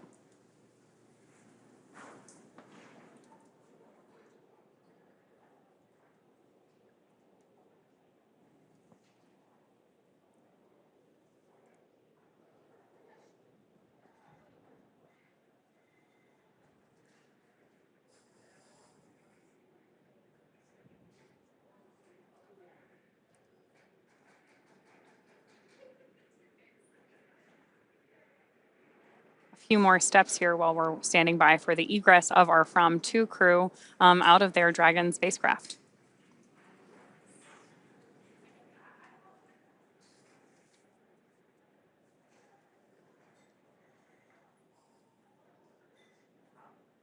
If you're just now joining us, the Fram2 crew is made up of Mission Commander Chun Wang, Vehicle Commander Yannicka Nicholson, Mission Specialist and Medical Officer Eric Phillips, as well as Mission Pilot Rabia Roga. Currently still inside of their seats, inside of the Dragon capsule,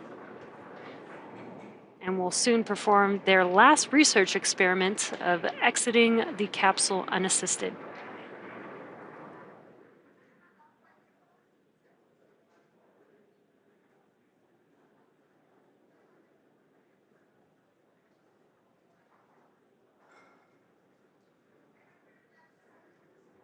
Jesse, as you mentioned, this last exit here is one of our research experiments. So we actually did just see senior scientific research engineer Marissa Rosenberg enter the capsule to talk to the crew to brief this final experiment.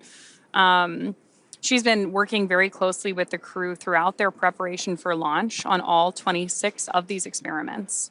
The SpaceX research program really is geared toward experimentation that supports long-duration spaceflight.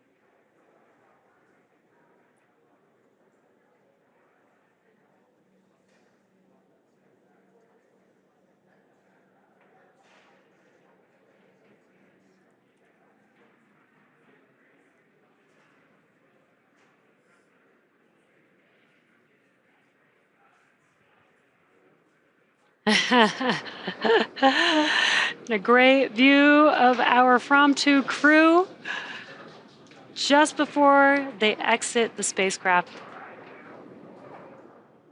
And they look very excited.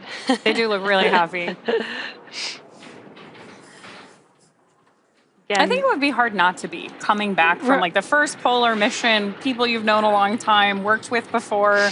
This is a really exciting mission. Yeah, and they've done a lot of great work, a lot of research experiments, and just got to see some of the most incredible views that most people don't get to see out of the Dragon cupola during their time in space. Our commander, Chun Wang, actually said on X in one of his posts from Starlink while they were on board that this trajectory was designed for that reason. They wanted to be able to see the areas that they loved and called home, which people don't usually get to see from the orbits that we usually fly. So that's what really motivated this polar exploration mission.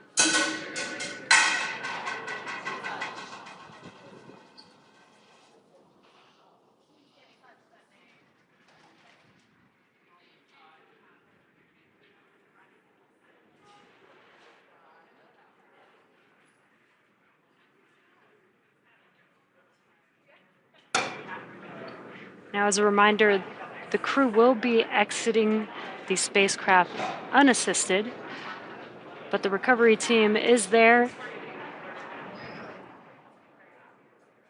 helping to clear some of their belongings there. But they will remove their footrest themselves, get out of their seat themselves, and exit the spacecraft themselves.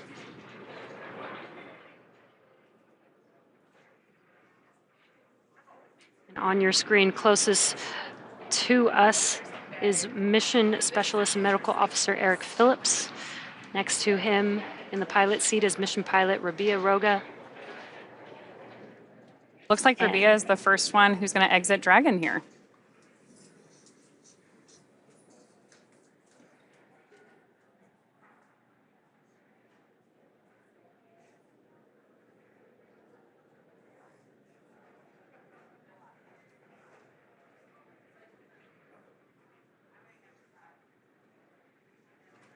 Looks like Rabia was able to pull herself out of her seat, and looks like she's standing there. And removing her footrest of her specific seat.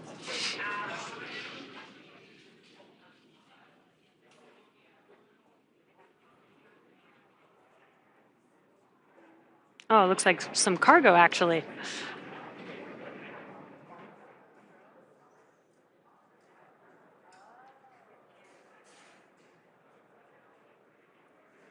Rabia Roga was our mission pilot for the Fram2 crew.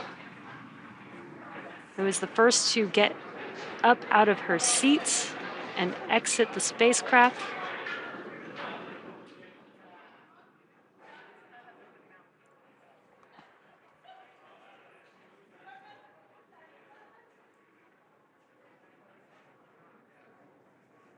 This is a really big shift for our astronauts.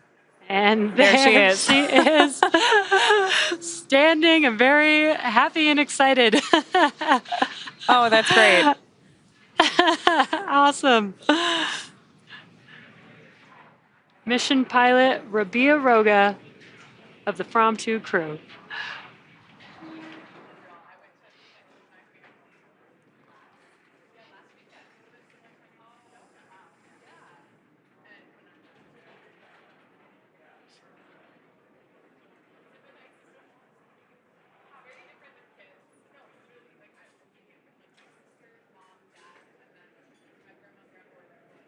Looks like Eric Phillips is up next.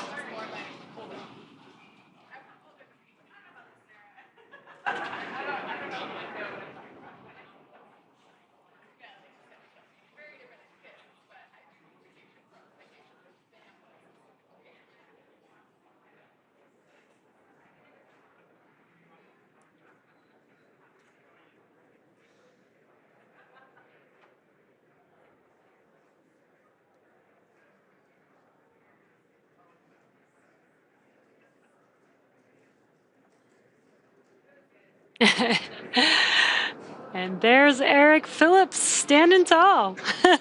All smiles exiting Dragon. This is great.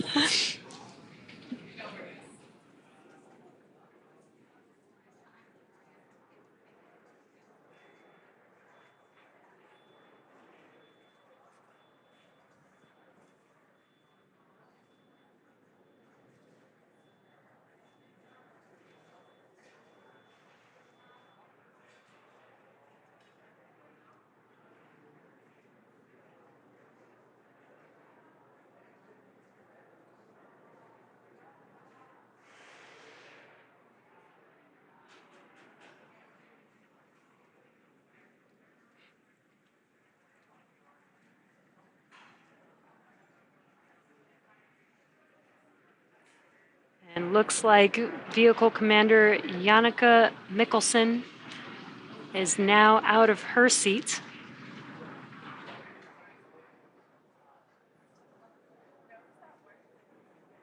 Lifting up some cargo.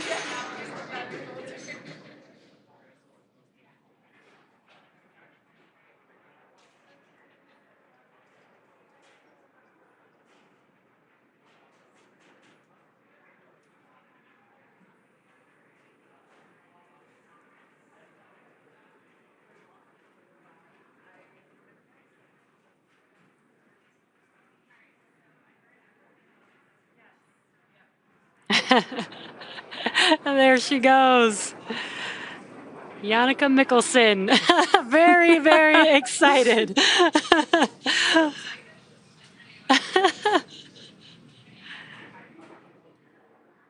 And last but especially not least, Mission Commander Chun Wang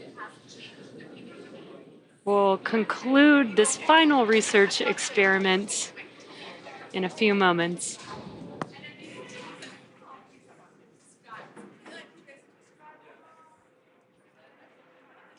Just in case you're just joining us, the experiment that we're doing right now is watching our crew exit Dragon unassisted. The reason that's important is because when you're up in space operating in microgravity, we see some changes in bone density, muscle strength, even over a short period of time. So we're testing our crew's ability to exit the Dragon spacecraft unassisted, in no small part because in the future, either on the moon or on Mars, we may not have a recovery team there to meet our astronauts. Especially when we go for the first time.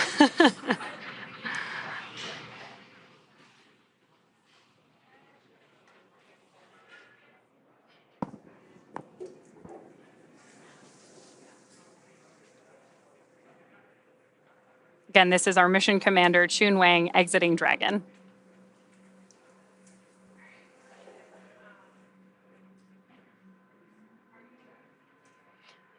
Also reaching for some cargo.